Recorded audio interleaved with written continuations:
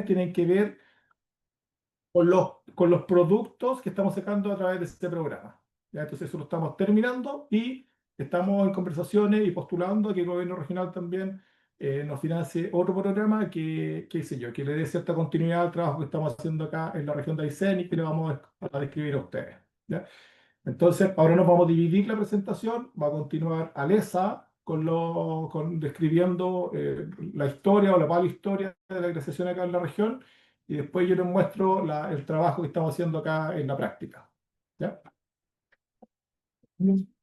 Bueno, entonces yo quería empezar y dar un poquito de contexto de glaciaciones en general. Entonces, lo que pueden ver acá en esa imagen es toda la expansión de los hielos durante el último máximo glaciar hace aproximadamente 20.000 años atrás. Entonces, pueden apreciar que acá en el norte, cubriendo Europa, hay una manta de hielo súper grande también en parte de Norteamérica. Y además de eso tenemos la Patagonia, que también fue cubierto por un hielo bastante grande durante el último siglo glaciar. ¿Ya? Bueno, ¿cómo sabemos esto? ¿Ya? Acá al lado izquierdo pueden ver como una imagen de un trabajo de un sueco que se llama Caldeños, y él estaba recorriendo toda la Patagonia, principalmente Argentina, para encontrar geoformas que son registros de un avance o una estadía de los hielos en el pasado. En la figura central pueden ver como un mapeo que tiene que ver con las morenas. Morenas principalmente son depósitos glaciares que los glaciares dejan al final a donde terminan, ¿ya? Al lado derecho pueden ver dos ejemplos de esos tipos de geoformas. Normalmente tienen crestas agudas, pero con el tiempo, con la exposición, meteorización que puede ocurrir, se pueden poner más suave en su morfología. Ahora mostrando un ejemplo, estamos acá viendo entre Chile Chico hasta Villa O'Higgins ese mapeo en detalle, y allá pueden ver que hay como 4 principales morenas que Caldeños mapeó en 1932. También pueden apreciar que las morenas a veces translapan, ¿ya? Entonces, en algunos tiempos, el glaciar quizá extendió un poco más en un valle que en otro, entonces ahí obviamente se borra ese registro de la morena de extensión. Obviamente ese trabajo fue sumamente difícil a sacar, y en 2020 lo que hizo un grupo de investigadores internacionales es ver no solamente todas las publicaciones de dataciones de esas geoformas en el pasado para poder reconstruir cómo el manto de hielo patagónico ha cambiado en el tiempo, principalmente entre los últimos 35.000 años hasta hoy en día. Pueden ver que nosotros revisamos 135 publicaciones, y dentro de esas publicaciones se encuentran 1.400 diferentes edades de esas geoformas, ¿ya? Acá hay una compilación de todo este trabajo con el tiempo. Al lado derecho de arriba pueden ver el pasado, cómo el tiempo está cambiando desde 35.000 años hasta hoy en día. También estoy indicando algunos lugares principales de la región de Essen para que se puedan dar cuenta dónde se está cambiando el hielo con el tiempo. Lo otro que se puede observar acá es que los límites tienen diferentes colores, ¿ya? Tenemos como un tipo de semáforo que tiene que ver con la certeza en las edades que se ha establecido en diferentes partes, en diferentes valles glaciares, para determinar cómo ha retroducido el hielo. Entonces, además de los límites de los diferentes lóbulos glaciares, también hay unos cambios de los lagos. Entonces, si se pueden enfocar en esa zona, que es el lago General Carrera, en algún momento va a ocurrir un color como rosado, y ese color rosado refiere a que el lago en sí está más extensivo, está más alto y que en algún minuto cuando se abre entre Campo Hielo Norte y Campo Hielo Sur, el agua de General Querera ya sale vía hacia el Pacífico. Anteriormente, como entre 35.000 años atrás hasta como 15.000 años atrás, estaba vaciándose hacia el Atlántico. ¿Ya? Entonces, acá pueden ver que en realidad el paisaje de Aysén fue formado y cambiado muchísimamente por la acción de los glaciares en el tiempo y que hay muchos registros de esos cambios en el tiempo. Ahora yendo un poquito más cerca al presente, acá se puede apreciar un gráfico que tiene todas las regiones de Chile y la cantidad de glaciares asociados según el inventario de glaciares de la DGA del año 2022, que también fue un poco ajustado en 2024. Acá pueden ver que en todo el país de Chile tenemos 26.180.000 glaciares y dentro de la región de Aysén tenemos 10.301. Al lado derecho de arriba pueden ver que hay diferentes definiciones, diferentes tipos de glaciares. Yo solamente voy a enfocarme en tres, que es glaciar efluente. El efluente es un glaciar que termina en un cuerpo de agua, puede ser el mar o puede ser un lago.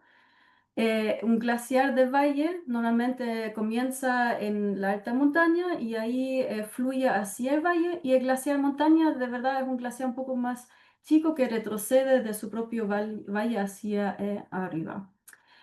Em, en términos de la región de Aysén, mirando un poquito el Campo Hielo Norte, dentro del Campo Hielo Norte se encuentran 106 glaciares. El Campo Hielo Norte tiene un largo aproximadamente de 120 kilómetros y según el inventario de glaciares de la DGA, el área completo que cubre el Campo Hielo Norte es 3.687 kilómetros cuadrados. Mirando las mismas estadísticas para el Campo Hielo Sur, en ese caso tenemos casi 400 glaciares en Campo Hielo Sur. Obviamente eso incluye Aysén y también la región de Magallanes. Y tiene un largo aproximadamente de 365 kilómetros. El área, según el inventario, tiene 8.857 kilómetros cuadrados. También quiero mencionar que en la región de Aysén tenemos la mayor cantidad de glaciares en todo Chile, ¿ya? Y Magallanes en segundo plazo y los lagos en tercero. Ahora mirando un poquito el área, ya no solamente la cantidad, pero el área que está cubierto, que es glaciarizada, en Chile un total de 21.002 kilómetros cuadrados y en la región de Aysén 8.722 kilómetros cuadrados. Quiero enfocarme en Aysén y Magallanes, y acá se van a dar cuenta que Aysén tiene menor área glaciarizada que Magallanes. Y eso obviamente tiene que ver con principalmente Campo Hielo Sur y obviamente también otros campos y cuerpos pequeños de glaciares que existen fuera de Campo Hielo Sur, por ejemplo el Campo Nevado, también la cordillera Darwin, etc. Y dentro de la región de Aysén, el glaciar con la mayor cantidad de área es el glaciar O'Higgins, con 772.5 kilómetros cuadrados, que obviamente también tiene un poco de su zona de acumulación en la región de Magallanes. Entonces, un glaciar un poco compartida entre las regiones. Ahora, Jorge va a continuar a hablar un poquito sobre la infraestructura que tenemos en diferentes partes del Campo Hielo Norte y Campo Hielo Sur. Sí.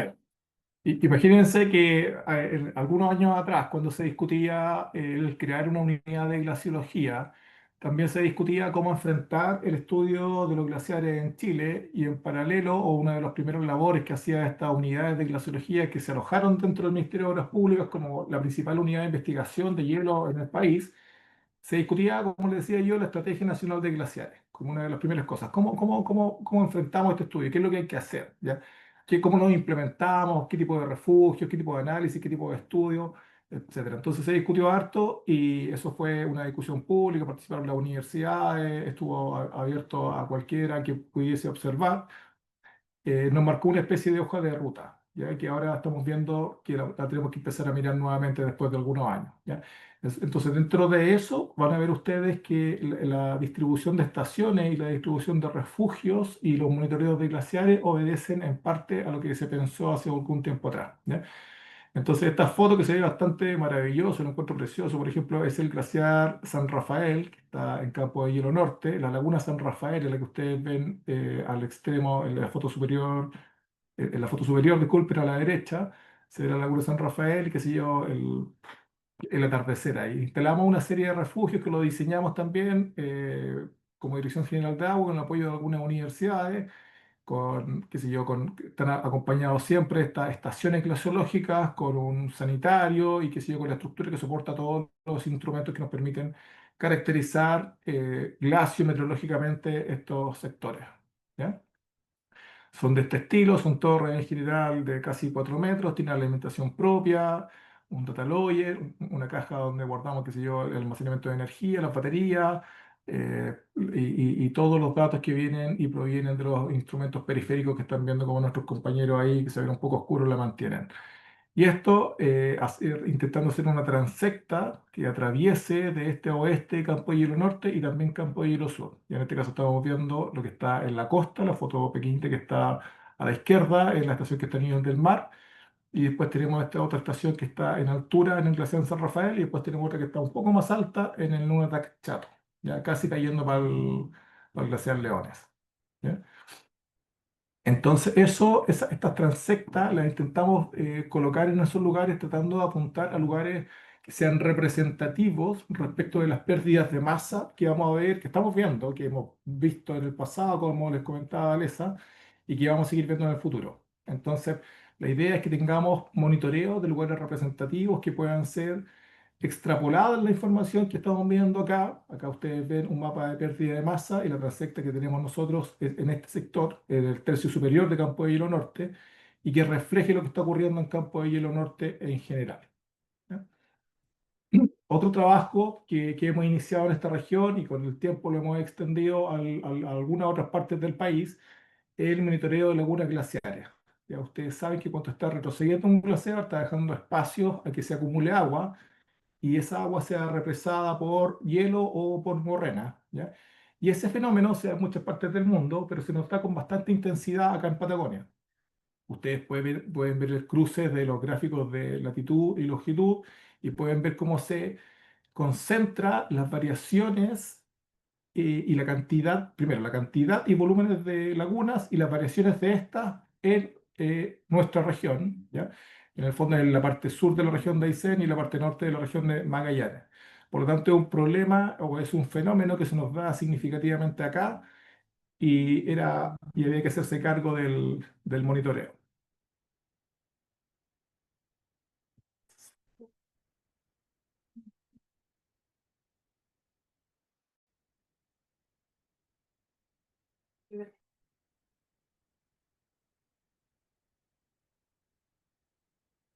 ¿Sí? Ah, sí. Ok.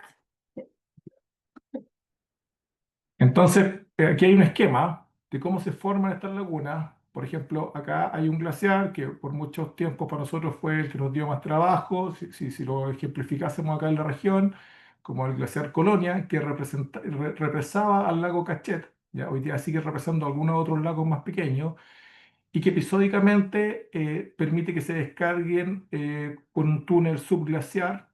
¿Ya? Hoy día el túnel está completamente abierto, por lo tanto el lago Cachet 2 ya no se forma y está descargando continuamente por el borde del glaciar Colonia. Pero este esquema es para representar que los espacios o los valles que antes estaban cubiertos por el hielo, y una vez que retrocede el hielo, se transforman en espacio que queda acumulada el agua, y esa agua se represa con el glaciar y este fenómeno que se está dando con mayor dinamismo acá en el sur de la región de Aysén, ¿ya? Entonces, la descarga de esos lagos glaciares son situaciones que a nosotros nos preocupan porque se transforman en eventos hidrológicos extremos, ¿ya? Quieren decir que de repente hay ríos que traen algunas decenas o quizás un par de centenas de metros cúbicos por segundo y en pocas horas se transforman en ríos de un par de miles de metros cúbicos por segundo, ¿ya? O sea, cambian su orden de magnitud. Pueden llevar 100 metros cúbicos por segundo, como por ejemplo hoy día lleva el Simpson aproximadamente, y se transforman en un río Báquet como en una crecía en algunas horas, ¿ya? Entonces, es un fenómeno que nos preocupa, es un fenómeno que en ocasiones afecta a las personas y hemos implementado una serie de medidas de control de niveles o de monitoreo de niveles de estos lagos. Y eso lo hemos ejemplificado en el lago, en el lago o la laguna del borde del glaciar Exploradores, en el lago Cachet 2, en el lago Colonia, en el lago Stephen número 1, la laguna de los Témpanos y en el lago conocido con esta sigla como Hielo Patagónico Norte número 4, HPN4, que está en el mismo sector del glaciar Stephen.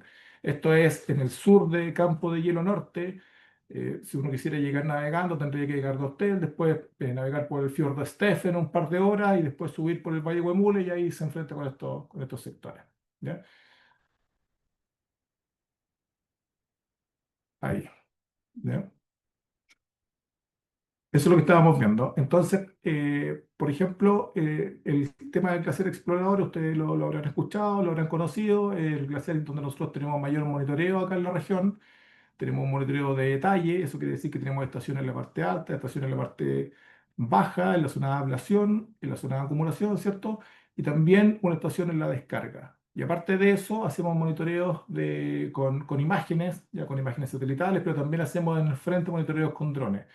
Por lo tanto, podemos estar describiendo con cierta periodicidad, esperamos hacerlo como un par de veces al año, la dinámica del glaciar.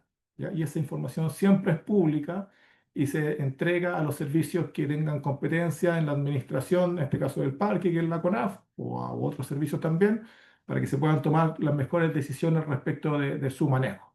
¿Ya?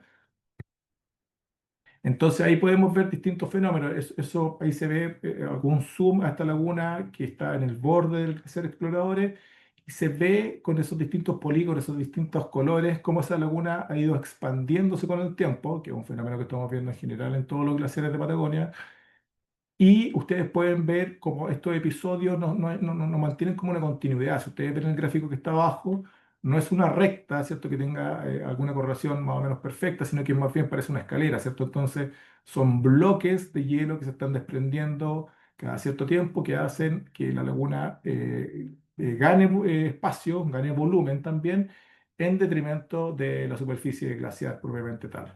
¿Ya? Entonces, esas son algunas de las cosas que nosotros estamos monitoreando también en detalle, específicamente en este glaciar de Campo de Hielo Norte. ¿Ya? El ejemplo de la laguna, lo están viendo ahí. Esa, la foto que está al centro, donde se ve el lago con un lindo día, ¿cierto? Ese es el lago HPN4. Se ve que tiene de largo aproximadamente 3 kilómetros y ese lago descarga sus aguas bajo el glaciar Stephen, disculpa, bajo el glaciar HPN4, que es afluente al Stephen más abajo, e inunda el Valle Huemules. ¿Ya? Ahí hay algunos números asociados a las descargas, lo que tiene que ver con los caudales, se fijan que son del orden de miles de metros cúbicos. ¿Ya? Esos 2000 metros cúbicos los lleva el río Baque cuando está súper crecido. ¿Ya? Entonces, que se transforme de llevar algunas decenas a llevar esos miles en algunas horas es una situación de peligro. ¿Ya? Y eso también lo hemos intentado caracterizar en los lados donde se nos combina o se nos da el riesgo. Esto quiere decir que se da el fenómeno en forma brusca y hay personas cerca. ¿Ya? Entonces, en esos sectores hemos apuntado el monitoreo para poder entregar alguna especie de alerta temprana frente a frente a la ocurrencia de este fenómeno. ¿Ya? Ahí podemos mostrar un poco más detalle. Bueno, evidentemente acá todas las herramientas nuevas nos sirven muchísimo. Acá hemos implementado los levantamientos con los drones, hacemos modelos de elevación digital, podemos implementar también las modelaciones aguas abajo, ¿ya? Podemos comparar volúmenes, podemos ponernos en distintas situaciones. Hay varias herramientas en el fondo que nos demandan, o esta situación nos demanda tener el uso de varias herramientas y tecnología de punta para poder describirlo adecuadamente. ¿Ya? Acá van a ver un video que se va a iniciar. Este es un video que está tomado con una cámara al costado del lago HPN4 y ustedes van a ver cómo se desagua, cómo baja su nivel significativamente dentro de un día. ¿Ya? Afortunadamente, toda esta descarga, afortunadamente para la imagen, toda esta descarga se dio en el transcurso del día. O sea, si ustedes se fijan en el video, empieza a las 7 de la mañana la descarga y termina en horas de la tarde. ¿Ya? Por lo tanto, la luz nos permitió tener esta secuencia de imágenes, ¿ya? Porque, bueno, evidentemente si hubiese sido en la noche no lo hubiésemos logrado. pero con las cámaras trampa que podemos poner a un costado, podemos ver cómo se da este fenómeno, ¿ya?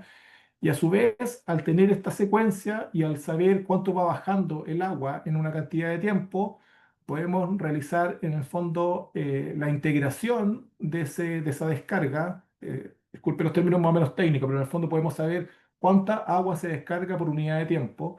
Y eso nos permite construir un hidrograma, que es, en el fondo es la curva que describe la descarga, que en términos simples, cuánta agua sale a una hora, cuánto sale a la otra, y qué sé yo, infinitesimalmente, cuánto sale por segundo en el fondo.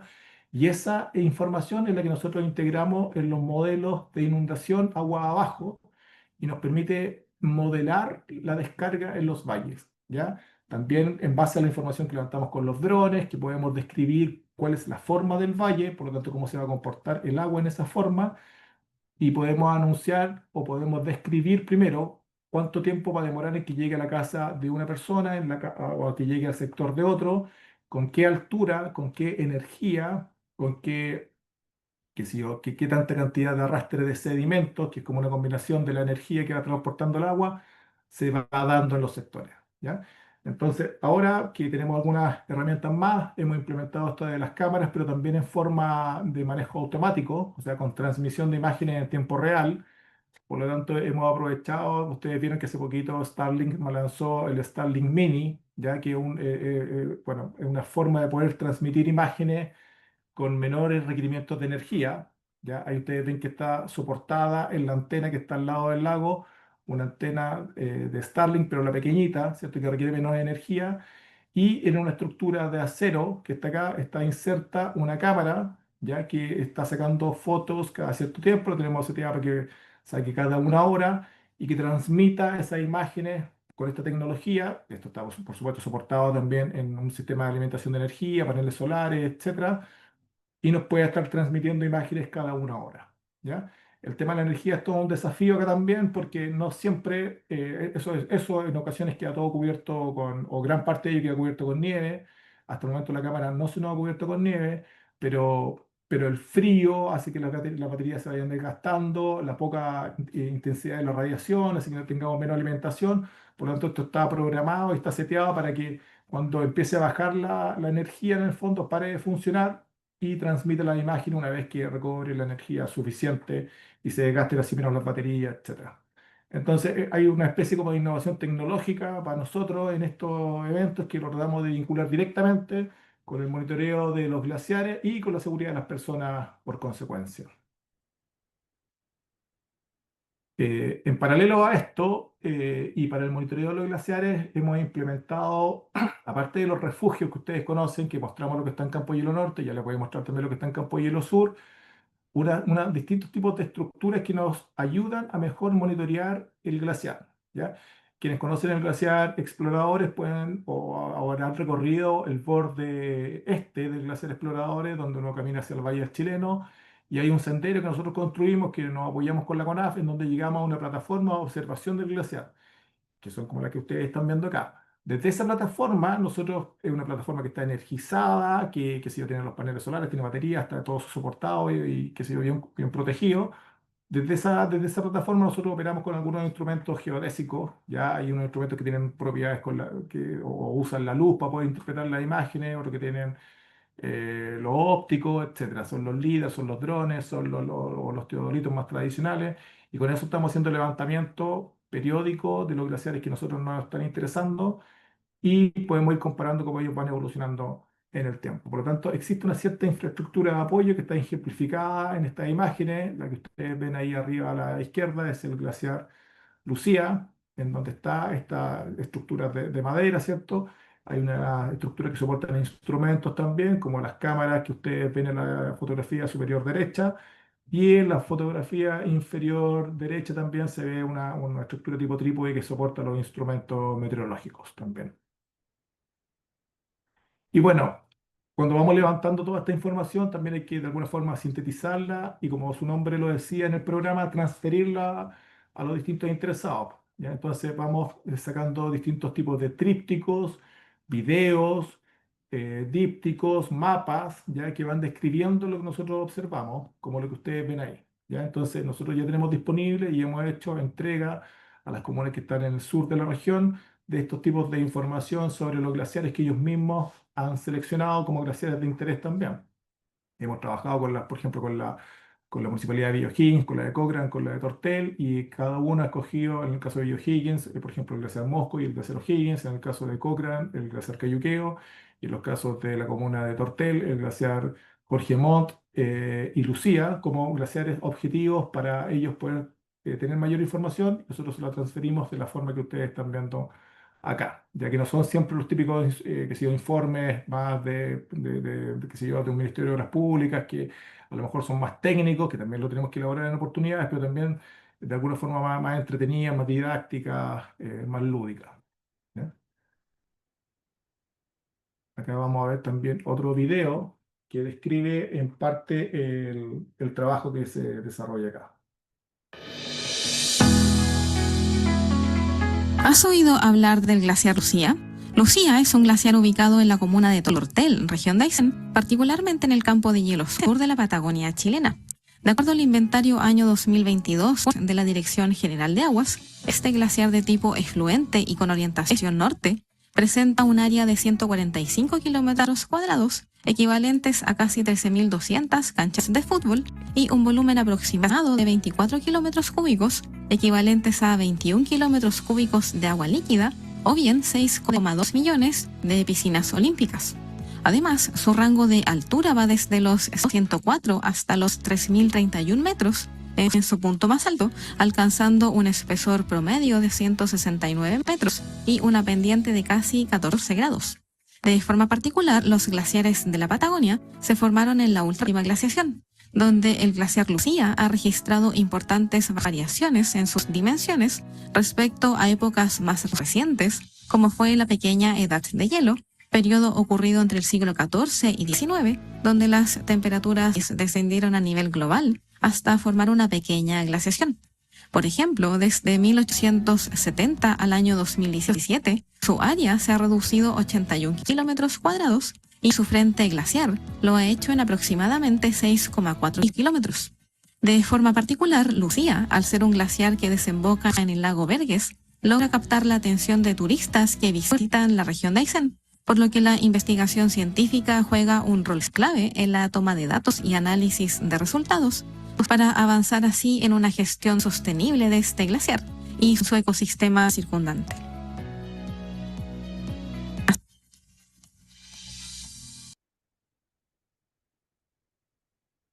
Pero ese, para nosotros, entretenido video lo hicimos en conjunto con el apoyo de la Universidad de Concepción, ¿ya? Así que son algunos de los productos que hemos generado al alero de este programa. Hablamos entonces de estos productos, hablamos de lo que es Campo de Hielo Norte, pero también quisiéramos mencionar toda la inversión que ha hecho el Ministerio de Obras Públicas, la Dirección General de Agua, en Campo de Hielo Sur, ¿ya?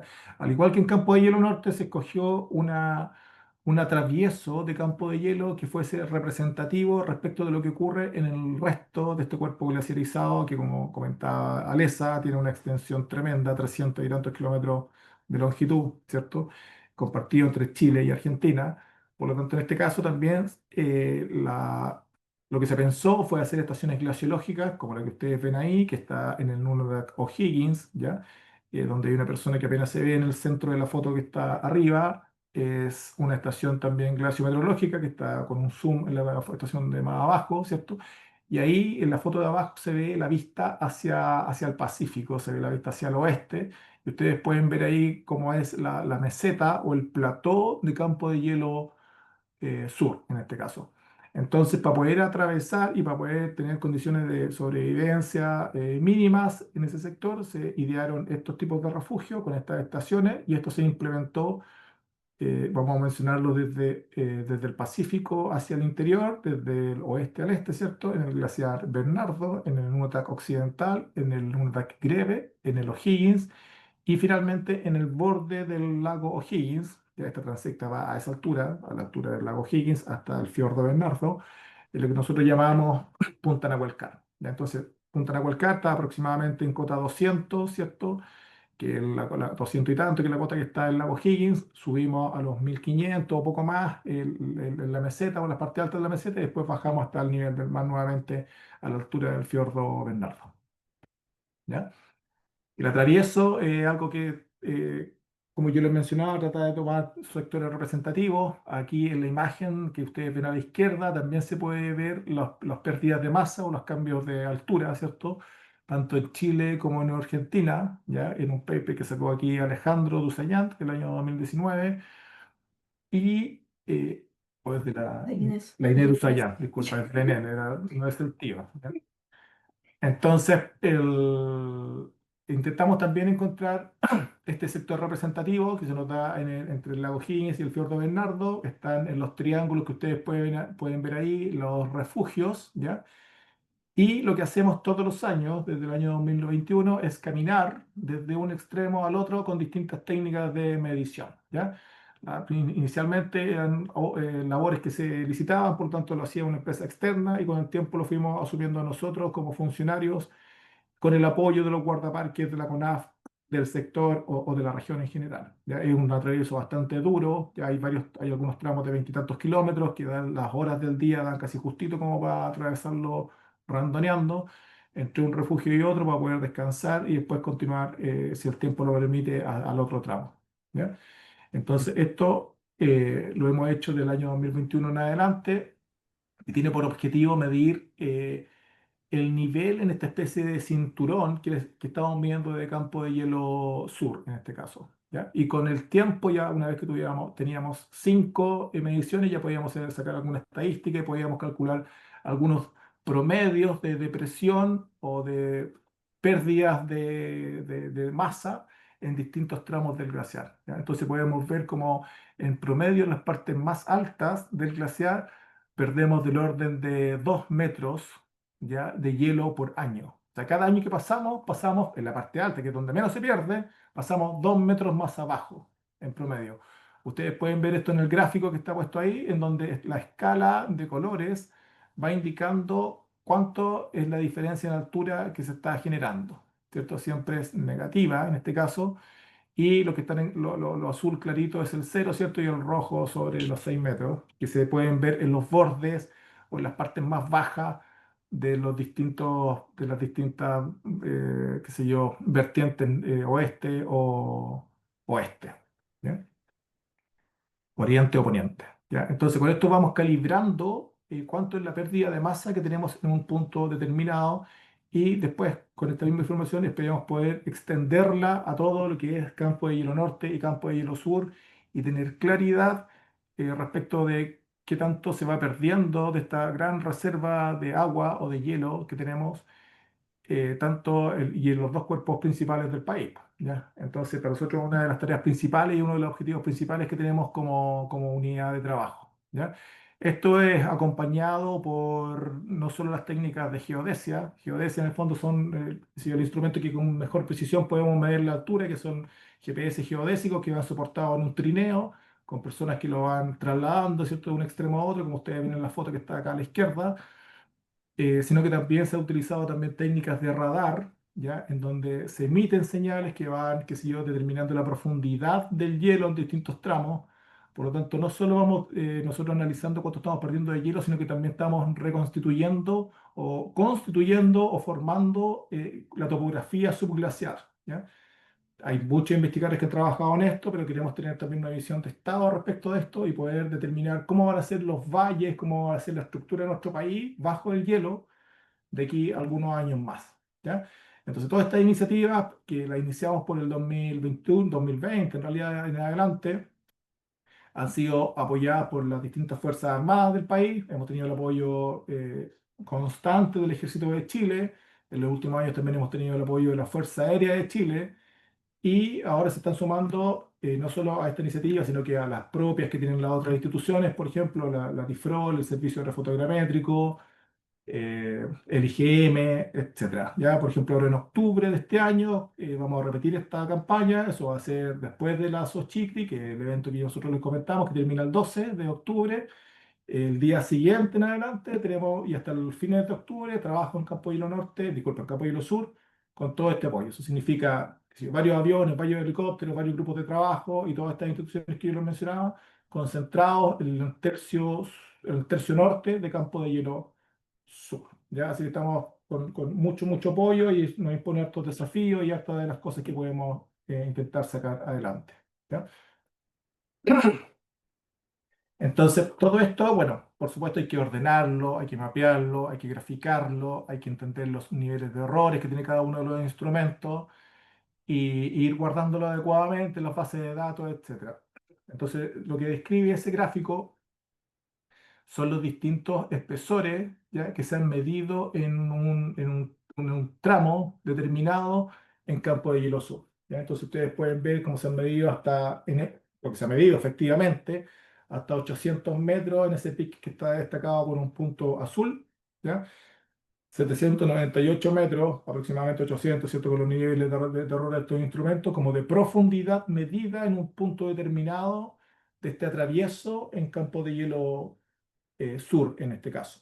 ¿Ya? Entonces, todas estas técnicas y la combinación con otras también que esperamos poder implementar en el futuro es lo que nos va a permitir reconstituir la base del hielo y efectivamente saber cuánto hielo tenemos y cómo esto se está deprimiendo en el futuro.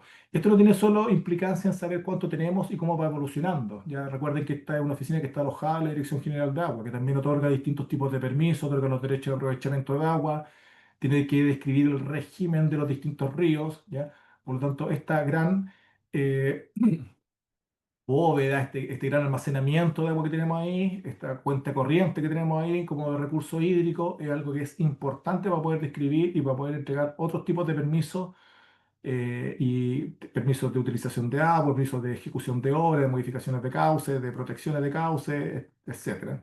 Por lo tanto, se ve como un trabajo integral en el manejo, en este caso, de las cuencas también. ¿Ya? Eso es lo que teníamos preparado. Esperemos que no lo hayamos aburrido, que no decíamos tan fome ahí con tantos de estos datos, pero es una cuestión que nos apasiona bastante, así que estamos ultra dispuestos a contestar todas las inquietudes o resolver algunas dudas que podrían haber quedado en el discurso. Octavio, te traspasamos entonces la palabra a ti. Sí, gracias Jorge y Alesa. Hay una pregunta en el chat que dice, ¿cómo se llama el glaciar o el lago que formó el Glof de Murta en el río Engaño en el 76? No sé si la habían visto, si habían podido acceder al chat. Eh, la pueden ver ahí también para que, si quieren, se la repito. Sí, sí, Oh, mira, recordé el nombre de esa, pero lo describimos porque, mira, justo tuvimos, a quien está interesado, hay una tesis y lo trabajamos con Matt, que era un estudiante norteamericano que estuvo trabajando acá y describió, no me acuerdo si era el arco, me parece que no, el que está en la parte superior del río Engaño, ¿ya? Una vez que uno llega al final del río Engaño, arriba el valle se divide y el que se descargaba del sector norte de esta división. En algún momento lo caminamos también, están todas las evidencias del que sido cómo se desprendió esa morrena, lo que pudimos modelar, en este caso lo que más pudo modelar, estamos como, qué sé yo, atribuyendo el trabajo de otro, pero lo que más pudo modelar fue un rompimiento de presa de ese lago, ¿ya?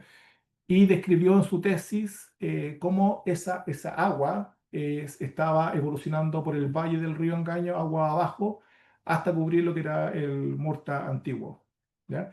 Por lo tanto, tenemos esa información de lo que él trabajó. Después nosotros lo intentamos sumar a nuestro equipo para poder hacer la modelación en otros lados también, y trabajó un tiempo con nosotros. Así que tenemos más detalle de eso, pero el nombre del lago arriba, la verdad no me acuerdo si del arco u otro. ¿Ya? Era la parte bien, superior norte del río Caño.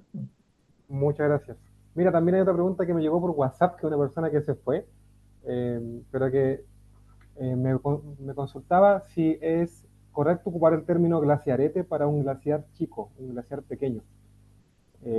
Si nos pueden dar ahí también algún comentario sobre la diferencia entre ventisquero, glaciar, que también se escucha harto en los comentarios, en la información que se entrega, en los nombres de los mismos glaciares. Por ejemplo, el caso ventisquero colgante. ¿Por qué es ventisquero? Y también esta persona dijo que ha escuchado glaciarete en algunos conceptos. Si pueden ahí dar la diferencia de conceptos o la similitud. Sí, mira, yo después, si queréis complementar tú, Alesa, mira, cuando se hacía el catastro de glaciares había que establecer varias clasificaciones de glaciares en el mundo, pero teníamos que adoptar una propia para poder establecer los glaciaretes, los glaciares de montaña, los glaciares de valle, los efluentes, etcétera. Entonces, al alero de esa definición, un glacierete es un glaciar pequeño, en el fondo, que no tiene las condiciones de un glaciar de montaña ni un glaciar efluente, que son los que descargan de campo de hielo en general. Y para esa definición, el glaciarete es el que tiene menos de una cierta cantidad de hectáreas, que creo que son 20 hectáreas, 25. 25 25. hectáreas para efectos de nuestro catastro de glaciares, ¿ya? Y la palabra ventisquero, o alguna de las que mencionamos anteriormente de la descripción de glaciares, entiéndase glaciarete, glaciar de valle, glaciar de montaña, glaciar efluente. La palabra ventisquero nosotros la entendemos más como un uso más coloquial de la descripción, que parte un poco más de la historia, que es quizás donde pasa la ventisca, donde está este portezuelo, ¿ya? Está más asociado a eso, que es una clasificación más bien técnica. Pero le dejo la palabra también a Alessia, si tiene alguna otra interpretación. Sí, el ventisquero en realidad no tiene nada que ver con el tamaño del glaciar. Entonces, como Jorge estaba diciendo, es que se usa en muchas diferentes partes para hablar sobre un cuerpo de glaciar sin la especificación del tamaño del mismo. Entonces, las palabras que nosotros usamos técnicamente están relacionadas a un tamaño o un comportamiento específico del glaciar.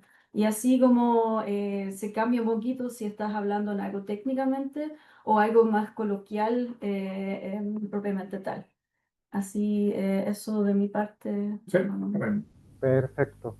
Y también se complementaba ahí la pregunta sobre qué tipo de glaciar, qué tipo de masa de hielo hay más en la región de Aysén, si sería glaciar de montaña eh, o de alguno de los Ya, que usted comentaba. la mayor cantidad son los glaciares, así que en realidad como al principio, no sé si voy a poder volver en la presentación, pero es más que la mitad de todos los cuerpos de glaciares en Aysén son glaciares, ¿ya? Entonces, específicamente la estadística concreta no la tengo en la mente, pero en el gráfico que estuve mostrando al principio salió eso. Perfecto.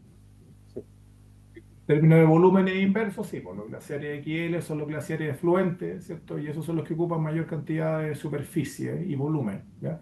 Pero en cantidad, los glaciaretes, como dice Alesa, forman parte más de la mitad de los glaciares contados, en el fondo. bien, excelente. Mira, hay otra pregunta en el chat, Daniel Torres, que se ha conectado ahí, te mando un saludo especial porque se ha conectado en todas las charlas. Daniel consulta, si se mostraron la profundidad del hielo en campo de hielo norte. Yo entiendo que presentaron la de campo de hielo sur, con Y 700, presentamos. sí, pero no sé si tienen el dato para campo de hielo norte, la profundidad del hielo. En Ya, su en parte. Campo y el Norte hay una publicación que dice o que ellos han modelado, porque no hay una medición en sí, pero se puede llegar a una profundidad usando diferentes tipos de modelos o obviamente midiéndolo propiamente tal. Y hay una publicación que ha intentado hacerlo por modelación y ellos llegan a un pronóstico de una profundidad de 1.400 metros como de ancho, de espesor del campo hielo norte. Pero se tiene que verificar con una medición en realidad y yo creo que en el futuro también ojalá vamos a poder abordar esa pregunta. Perfecto. También hay otra consulta de Daniel Sandoval. Buenas tardes, gracias por la presentación. Pregunta, ¿existe algún monitoreo del glaciar Chirifo, zona alta sobre Puerto Río Tranquilo? Lo pregunto debido a las crecidas notables que ha tenido el río Chirifo y lo cerca que ha estado de algunas viviendas. La pregunta está enfocada en el nivel de riesgo que presenta este glaciar. No, mira, hasta ahora no, sí nos ha preocupado. No, mira, primero, así conciso, no tenemos monitoreo del glaciar Chirifo, ni de su descarga, ¿ya? Directa no. Podríamos tener algo de calidad de agua un poco más abajo, pero en la práctica de lo que estamos hablando nosotros ahora, no tenemos monitoreo. Sí lo hemos sobrevolado en un par de oportunidades, inclusive hemos invitado a algunas de las personas de la comunidad, representantes de la comunidad, porque era una preocupación tanto desde el punto de vista de riesgo como de los accesos al glaciar Chirifo. Ya, por lo tanto, hemos levantado información que nos va a permitir después comparar con el tiempo en ese glaciar, pero no mantenemos un monitoreo constante del glaciar Chirifo hasta ahora. ¿Ya? Bien. Ahí hay más que pregunta, un comentario de Daniel Torres. Ventisquero llamaban los antiguos navegantes a los glaciares ya que generaban vientos distintos al predominante. Ahí como aporte a la conversación. Hay otra pregunta de Carla Sileni. Buenas tardes, en la región de Aysén hay presencia de permafrost. no sé si lo pronuncié bien, si ustedes pueden ver el chat, sería bueno que vean el concepto. Sí, mira, yo voy a hablar primero y yo creo que Alessa va a compartir después la idea.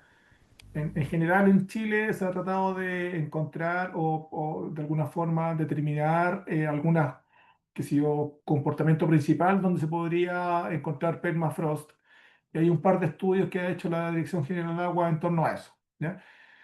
Y en el fondo, finalmente se trata de ajustar una ecuación que va cambiando con la latitud, ¿ya?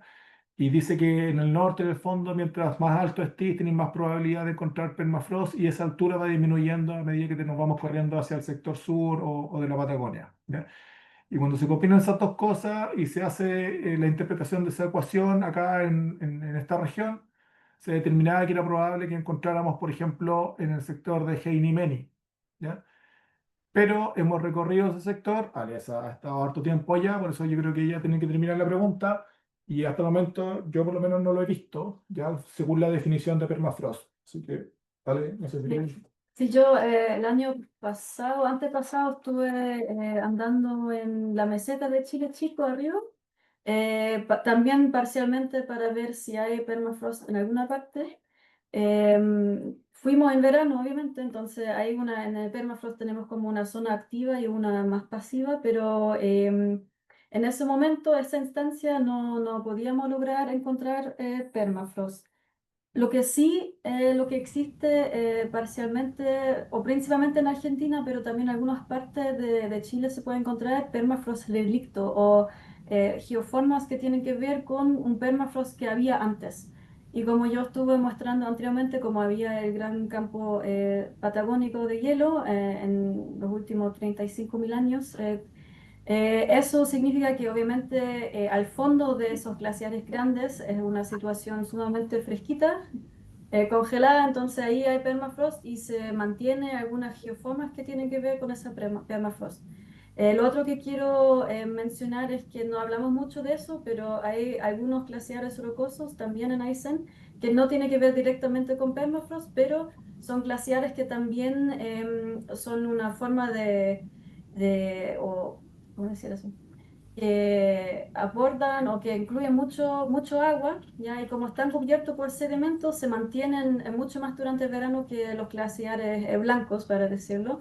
Entonces, eso también son como fuentes de agua dulce en el sentido de verano o que también se mantienen en diferentes tiempos del año. Y ahí contribuyen también al recurso hídrico de Aysén. Súper. Ahí hay una última pregunta de Daniel Torres nuevamente. Dice así, al derretirse los glaciares, el terreno se eleva, ¿cierto? ¿Hay datos de cómo ha sido la elevación en la región y cómo se llama este movimiento? Sí, mira, en general, siempre, no solo con glaciares, pero siempre que uno le saca presión a la corteza o peso de encima de la corteza tiende a levantarse algo. Y entonces, en general, ese fenómeno se le llama la isostasia o el rebote isostático, ¿ya? De la corteza terrestre. Y eso se ha medido en varios lugares, ¿ya? Y ahora o se continúa con el interés de medir y hay instrumentos de mayor precisión que los que se tenían antes también, ¿ya? Entonces, una vez que tú sacas la presión, o sea, que sacas el láser que está presionando a la corteza abajo, eso probablemente va a tener una respuesta más rápida que en unos años más, ¿ya? Eso es lo que entiendo yo y eso es lo que yo entiendo también se ha medido en Campo Hielo Sur en varios tramos y hablamos de centímetros por año, del orden de 3 centímetros el año, cuando era un rebote más significativo, por ejemplo, eso es significativo, 3 centímetros que se levante en un año, por ejemplo, ¿ya? Debido a este fenómeno. ¿Ya? Hay otros fenómenos más de la tectónica de placas que pueden influir, ¿ya? Pero en torno a eso es lo que yo puedo comentar, no sé si tú quieres decir algo Sí, y más. además de eso, uno tiene que también considerar que el hielo más grande que está cubriendo la región anteriormente y lo que estamos perdiendo en masa hoy en día son valores muy distintos. Entonces, la isostasía es una combinación de lo que hace miles de años atrás se fue como de la Tierra, como aliviándolo, para decirlo, Y encima de esto tenemos el proceso de hoy en día donde estamos perdiendo elevación o espesor de hielo también. Entonces son esos dos procesos paralelos también a lo tectónico que estaba mencionando Jorge. Nosotros tenemos algunos puntos geodésicos estables, ¿ya? En donde mantenemos midiendo en forma estática estos GPS geodésicos que son la base de información para poder ser analizada más adelante, como por ejemplo respecto a esta variable que es la isostasia. Entonces, cuando establecemos las bases geodésicas, también sirve esa información no solo para lo del hielo que estamos viendo nosotros, la depresión en o en la cantidad de hielo, sino que también en este otro sentido, ¿ya? Y hay varias investigaciones más que estamos intentando relacionar ahí para que podamos sacarle provecho a los datos, tanto de ellos como los nuestros. Bien, súper. Para ya ir finalizando, Jorge y Alesa, si nos pueden comentar dónde buscar más información acerca de datos, cifras, gráficos, información en general del estado de los glaciares de la región y de su situación, para que la gente ahí también pueda llevarse para su casa esta herramienta y estas plataformas donde encontrar más información. Sí, mira, primero, afortunadamente, toda la información que se levanta es información pública. Y todo lo que nosotros levantamos otra vez primero de las estaciones meteorológicas, que quizás puede ser un poco áspero ver ahí los datos cada una hora de alguna variable, pero toda esa información está disponible en la página de la Dirección General de Agua, ¿ya? Uno puede estar rescatando esa información en los distintos links que aparecen para ello, que son en el fondo estadísticas de estaciones meteorológicas, así se llama el link en el fondo, y uno puede estar descargando la información cuando lo estime conveniente. También hay varias publicaciones, cada una, por ejemplo, lo que nosotros hacemos en el monitoreo del glaciar Exploradores y ahora que estamos iniciando en el glaciar Cayuqueo, una vez al año lo sintetizamos y entregamos un informe de monitoreo, ¿ya? De todo lo que hicimos.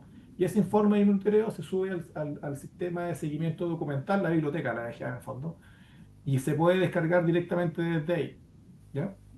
Por lo tanto, los informes o las minutas técnicas o todos aquellos formatos que tiene el Ministerio de Obras Públicas para ello se acopian y se dejan como información pública en la página web de la Dirección General de Agua. Y estamos trabajando en poder eso hacerlo también en un ambiente un poco más simple, más qué sé yo, entendible, más rápido, como los videos que vieron ustedes, ¿ya? Y algunos libros también. Por ejemplo, si ustedes se meten a la página de la Dirección General de Agua, también pueden descargar el libro del catastro de glaciares de Chile, ¿ya? Entonces se interpreta lo que nosotros describió, la parte que describió el ESA, de los gráficos, todo eso, ¿cierto? De donde hay más glaciares, menos, y algunas características se interpretan a través de un libro que se puede descargar directamente. Bueno, yo siempre lo encuentro como entretenido, porque estamos metidos en el área, pero es bonito, qué sé yo, tiene gráficos bien resumidos, entonces es también un documento al cual uno puede acceder, ¿ya? Y el resto de lo que estamos haciendo acá en la región, que son los productos que yo les mostré, que están disponibles para quien lo estime conveniente. Vamos a ver cómo lo disponibilizamos también para poder descargarlo de alguna forma directo, o si no, puede ser con una consulta directa a nosotros para poder entregarlo. Y bueno, seguramente vamos a tener que poner algunos puentes más para poder entregar esa información de aquí en adelante también. Súper. Muchísimas gracias, de verdad se pasaron. En nombre de la Dirección Regional de Cernatur, le damos las gracias a Jorge, a Alesa, a todas las personas que se conectaron y a la Dirección General de Agua, ¿cierto? Y al MOP por haber aportado, ya que esta iniciativa es en ánimos de colaboración, ¿cierto? De aportar al desarrollo del turismo de la región y en ese sentido estamos muy agradecidos. Invitamos a las personas a conectarse el martes 23 de septiembre a la charla Cocina Guayacero, que va a ser facilitada por la Corporación Chilenco, con profesionales expertos en gestión sustentable de gastronomía. Así que todos invitados. Jorge, Alesa, muchas gracias por su Muchas participación. gracias a ti. Bueno, saludos a todos. Saludos. Nos vemos. Muy buenas tardes. Chao, chao.